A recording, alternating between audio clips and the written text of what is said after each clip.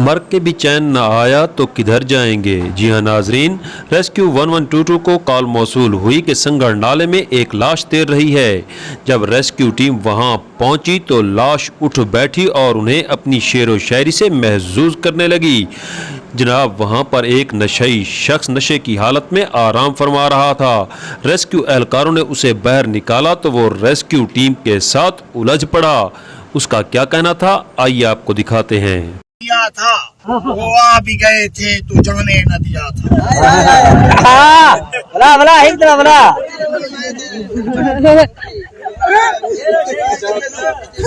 नहीं पीते किसी की चाय ना किसी का खाना, खुद भी खाएंगे और कमा के खाएंगे। हरामी को हिलाली देंगे, हिलाली को हिलाल देंगे, जो हिलाली होगा उसे हिलाल देंगे। रेस्क्यू टीम ने उस नशई शख्स को अस्पताल पहुंचा दिया, मगर नशई शख्स बार बार ये कहता पाया गया कि आखिर पुलिस इस रेस्क्यू टीम को क्यों नहीं पकड़ती, जो हम जैसे बादशाह लोगों के आराम में मुखल होती है। दास्तान सा न्यूज़।